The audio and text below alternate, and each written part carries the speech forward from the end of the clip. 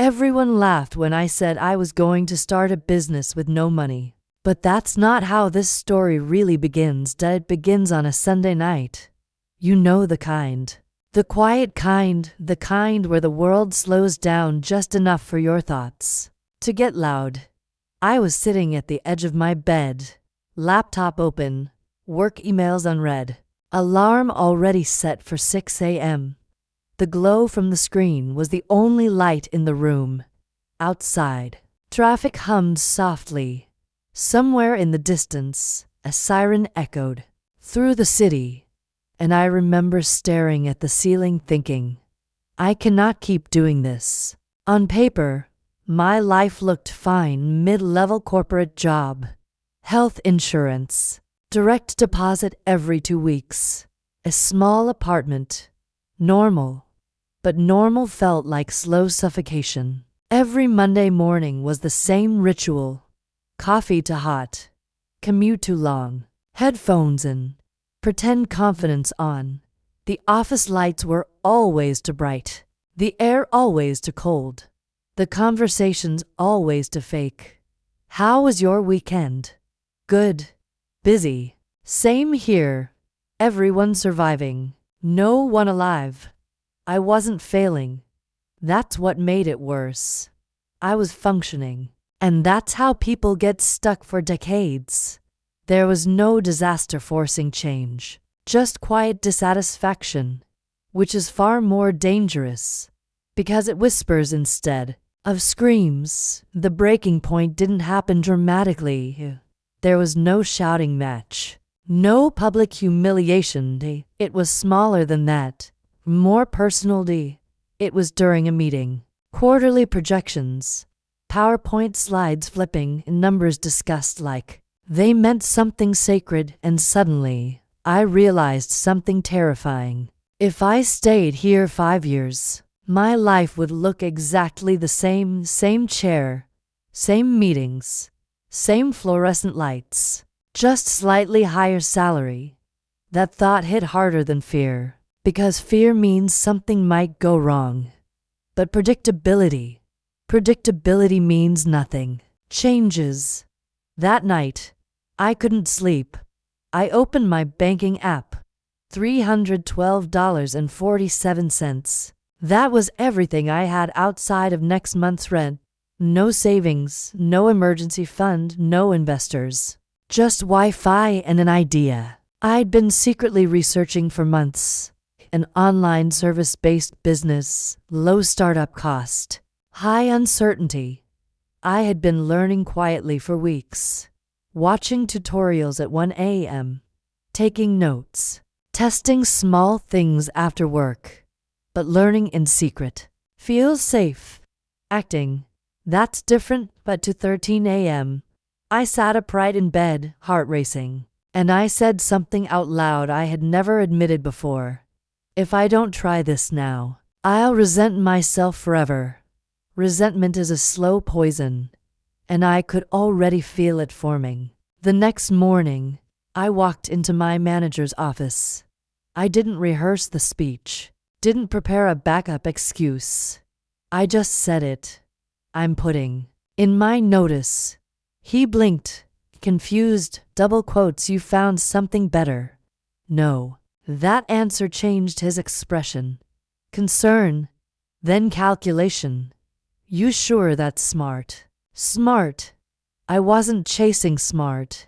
I was chasing alive. The two aren't always the same. When I walked out of that building for the last time, it didn't feel heroic. It felt nauseating. Cold air hit my face, and for a brief second, I almost turned round, almost said, forget it. Because security is seductive, even when it drains you. The drive home was silent, no music, just thoughts. Rent, bills, groceries, health insurance. What if it fails? What if they're right? That's when doubt started whispering. You're not built for this. I didn't know yet that I would hear that sentence again. From someone else, soon. Telling my family wasn't planned. It just slipped out during dinner. I quit my job. Forks paused. My mum frowned, my brother leaned back. Why? I'm starting my own business. Silence. Then laughter. Not cruel laughter, worse, disbelieving laughter. The kind you give when someone says something unrealistic. With what money? My brother asked. I didn't answer, because the number sounded ridiculous out loud. $312. My dad shook his head slowly. You're not built for that. There it was. That sentence again. He didn't mean to wound me, he meant to protect me. But protection sometimes sounds like doubt. You've always been cautious, he continued. Business takes a certain type, meaning not me. That night, I lay awake replaying his words. Maybe he was right. Maybe I was romanticizing struggle. Maybe I confused boredom with ambition, fear with calling. But then I imagined something else. 10 years from now, same job, same conversations, same fluorescent lights. And that future scared me more than poverty, because at least poverty is honest. Regret isn't. The next morning, I opened my laptop. No boss, no structure, no paycheck coming. Just a blank calendar and a decision that couldn't be undone. And that's when the real story began. Not with confidence, not with certainty, but with a terrifying amount of silence. And $312.47. This was no longer an idea. It was survival. The first morning, without an alarm, didn't feel victorious. It felt suspiciously quiet. No notification buzzing at 6 a.m. No half-asleep scroll through emails. No rushed shower calculating how late I could leave and still make it on time. Just silence. I lay there staring at the ceiling, and for a brief second, it felt good. Freedom always feels good for about 10 seconds, then reality walks in. I reached for my phone and opened my banking app. $312.47. Same number, except now it felt different, heavier. Because it wasn't backup anymore. It was runway. I made coffee slowly that morning. No rush. No meeting waiting. I sat at the kitchen table with my laptop open, staring at a blank calendar. No deadlines. No structure. No paycheck scheduled into weeks. Just me. And an idea. This was the part nobody romanticizes. The silence after. The bold decision. The part where the adrenaline fades and practicality takes over. I opened my notes. The business model I'd been studying for months. Online service-based. Low startup cost. Skill-based. Scalable. On paper, it made sense. In real life, it felt fragile. I drafted my first outreach message. Deleted it. Rewrote it. Deleted it again. When you're employed, rejection is abstract. When you've quit everything, rejection feels personal. I finally pressed send. Then another. Then another. 5 messages. That felt like effort. By lunchtime, no replies. By evening, still nothing. I refreshed my inbox like it might change out of sympathy. Nothing. And that's when doubt got louder. You really thought this would work? It's amazing how confidence evaporates in silence. There's no applause when you take a risk. There's just space, too much of it. The second week felt longer than the first. I built a website myself. Cheap template. Basic design. No testimonials. No proof. Just optimism. I stared at it for an hour after publishing it. It looked small, amateur. And suddenly I understood why people wait until things are perfect. Because imperfect is vulnerable. Imperfect means visible. I shared it anyway. Posted quietly. Sent more outreach, still silence. Meanwhile, bills didn't pause. Rent due in 3 weeks. Utilities pending. Groceries running low. I started calculating everything. If I only buy essentials, if I stretch meals, if I cut every non-necessity. I stopped buying coffee, canceled subscriptions, ignored friends' messages about dinner plans. Not because I didn't want to go, because I couldn't afford pretending I was stable. Isolation crept in slowly. When you leave a job, you don't just lose income. You lose noise, office chatter, background movement, casual validation. Now the only sound in my apartment was my own thinking. And thinking too much can be dangerous. Social media became unbearable. Former co-workers posting promotions, excited to step into this new leadership role. Smiling photos, celebration dinners, corporate awards. I muted people, unmuted them, then muted them again. Because comparison isn't logical, it's emotional. They looked secure. I felt suspended, like I jumped without knowing how far the ground was. One afternoon, I checked my analytics, 0. Website visitors, not low, 0. That number hurt more than rejection. Rejection at least means someone saw you. 0 means invisible. I leaned back in my chair and stared at the ceiling. That sentence came back again. You're not built for this. Maybe I wasn't. Maybe I was built for comfort, built for structure, built for predictability. Because this was chaos, and chaos exposes you. By the end of week 3. My bank balance dropped below to $150. The number shrinking felt like a countdown. I stopped sleeping properly, waking up at 3 a.m. with racing thoughts. What if rent bounces? What if I have to call my dad? What if they were right? The fear wasn't just financial, it was identity-based. If this fails, what does that make me? Ambitious, or reckless, visionary, or naive? Those questions don't let you rest. One afternoon, my mom called. Just checking in, she said. Her tone was soft, careful, as if she was trying not to step on something fragile.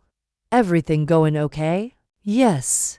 I lied, not because I wanted to deceive her, because admitting struggle felt like confirming doubt. Let us know if you need help, she added. Help, the word lingered. It sounded generous, but accepting it would mean I wasn't standing on my own, so I said I was fine, even though fine felt thin. That night, I opened my laptop again, stared at the outreach list, and realized something brutal. I had been moving cautiously. 5 messages a day, small tweaks, gentle positioning. Careful. Careful is what you do when you have a safety net. I didn't have one. This wasn't a hobby. It was survival.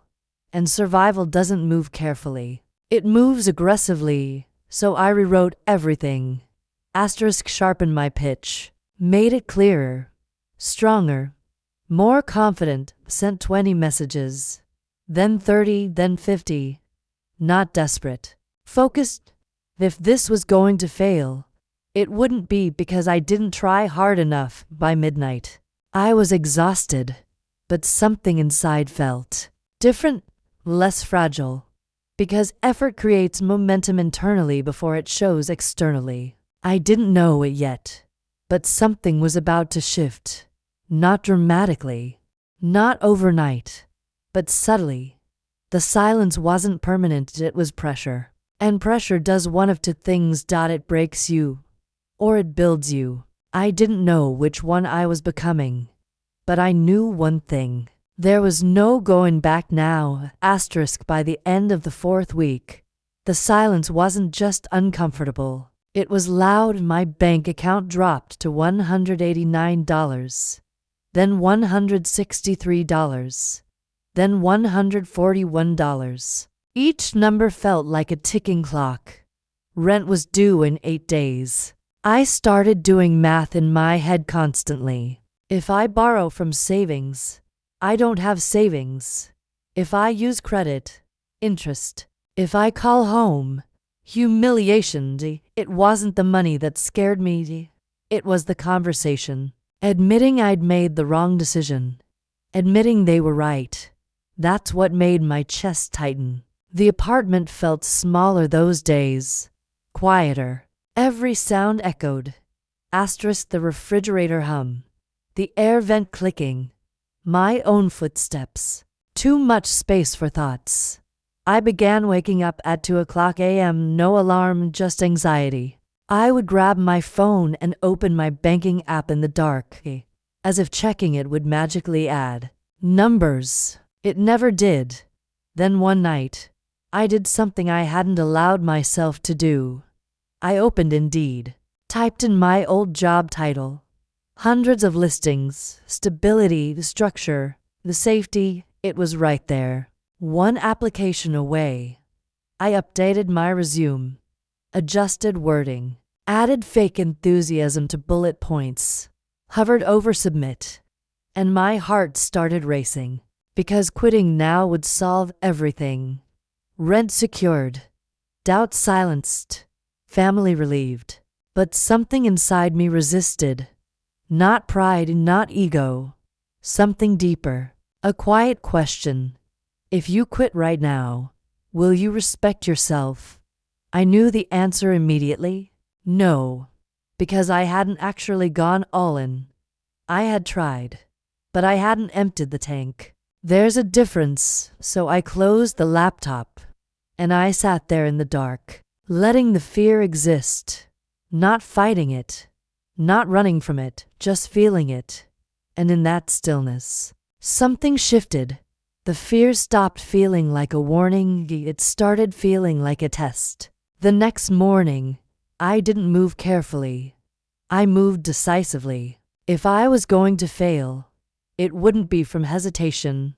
I rewrote my entire offer. Stronger positioning, clearer transformation, higher pricing. That part scared me most.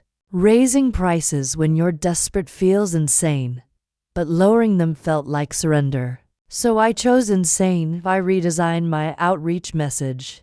Confident, direct, no apology in the tone. And instead of sending 10, I sent 70.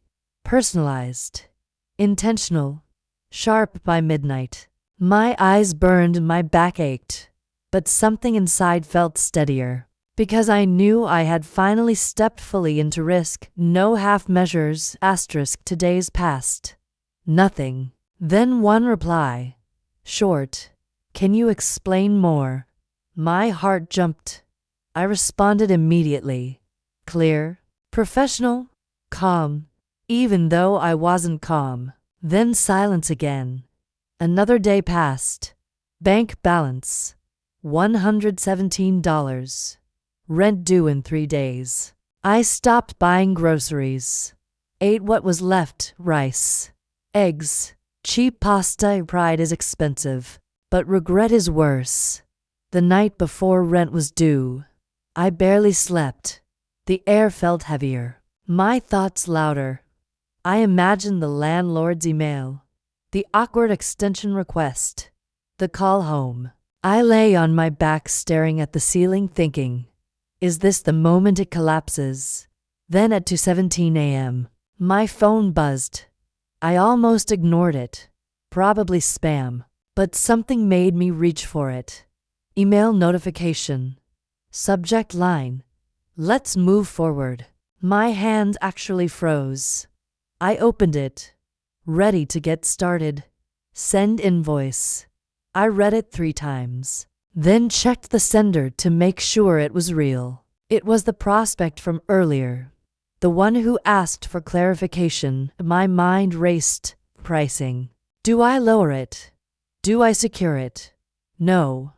I sent the full amount, higher than I ever would have before. Then I waited. 5 minutes, 10, 15, nothing. My chest tightened again. Maybe I overplayed it. Maybe desperation disguised itself as confidence. Then my phone buzzed again. Payment notification. $1,100. For a second, I just stared, no reaction, no movement, as if my body needed time to believe it. Then I opened my banking app. The number had changed. It wasn't survival anymore. It was proof. I sat up in bed and laughed quietly. Not loud. Not victorious, relieved, because the collapse didn't happen. The edge didn't swallow me. I had stepped right up to it. And stayed. That payment wasn't just money, it was identity. It meant I wasn't reckless. I wasn't delusional. I wasn't not built for this. I paid rent immediately, no hesitation. Watched the confirmation email come through, and for the first time in weeks, my body relaxed. Not because I had made it, but because I had survived the test. The darkest part. Asterisk the part where most people turn around, and something subtle shifted inside me that night. The fear didn't disappear, it transformed. Instead of fear of failing, it became fear of playing small. And that's a different kind of fuel. Asterisk that $1,000 to $100 didn't change my life, but it changed my posture. There's something powerful about surviving your worst prediction. The rent was paid. The lights stayed on, the collapse didn't happen. And once you survive the edge once, you stop fearing it the same way. The next morning, I woke up differently. Not euphoric, not reckless, steadier, because now I had proof. Not hope, proof, and proof changes how you move. I delivered that first project like my identity depended on it. Because it did. Late nights.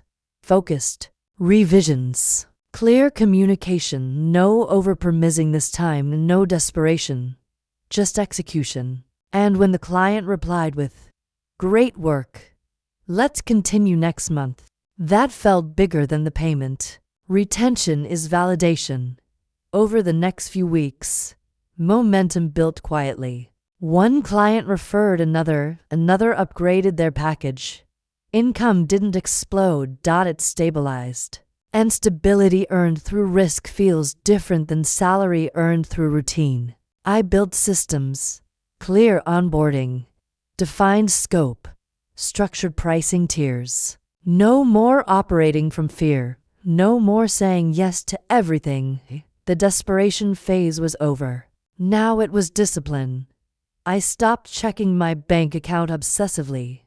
Not because it was overflowing, because my identity wasn't tied to short-term numbers anymore. That's when the real shift happened. Before, I was trying to prove them wrong. Now, I was building something real, and that difference changes everything. Months passed. Not viral success. Not headlines. Just compounding. Asterisk steady growth. Predictable clients. Higher confidence. And one day, I realized something strange. I wasn't anxious anymore. Not because there was no risk. Because I had become the kind of person who could handle it. That's what they mean by built for this. It's not talent. It's tolerance. Tolerance for uncertainty. Tolerance for rejection. Tolerance for pressure. And I had developed it through silence, through doubt, through standing at the edge and not stepping back. The family dinner came 6 months later. The same table, same plates, same lighting. Except something was different. Not the room, me. My brother leaned back in his chair. "So, how's the business going?" No laughter this time. No disbelief. Just curiosity. I took a sip of water. "Good." He raised an eyebrow. "How good?" I shrugged slightly. "Better than my old job." Silence. Not awkward, just processing. My dad looked at me. Longer than usual, double quotes really. I nodded. "Yeah." I didn't list numbers. Didn't flex. Didn't exaggerate, just let it sit there. Because subtle confidence is louder than performance. My aunt tilted her head. "So this is permanent." I smiled slightly. It was always meant to be. That was it. No speech, no revenge, no I told you so. Just calm, controlled, earned. And in that moment, I realized something important. The real victory wasn't money. It wasn't approval. It wasn't even proving them wrong. It was who I had to become to survive the phase when nobody believed. That version of me, the one with 117 in the bank account, staring at a job application at 2 a.m. That's the person I respect. Not this version. That one. Because that's when it mattered after dinner. As everyone stood up and started clearing plates, my dad walked over quietly. Not dramatic. Not emotional, just simple. I didn't think you'd pull it off, he said. I nodded. I know. He paused. But I'm proud of you. That sentence landed differently than the laughter ever did. Because pride from someone who doubted you feels heavier than applause from someone who didn't. But here's the part that surprised me. I didn't feel triumph. I didn't feel vindicated. I felt calm. Because the approval wasn't the point anymore. I had already proven it to myself. And that's the mic drop nobody hears. The internal one. The one where you realize you don't need to win the room. You just need to survive the silence. Here's what I learned. People don't laugh because you're crazy. They laugh because your risk makes them uncomfortable. Comfort is predictable. Predictable is safe. Safe is normal.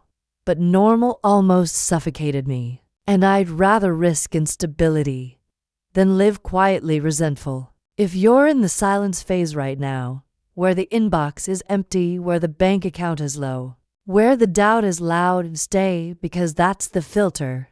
That's the part that decides who you become. Being built for this isn't a personality trait. It's developed in the dark. And once you survive the darkness, you don't need applause, because you already changed.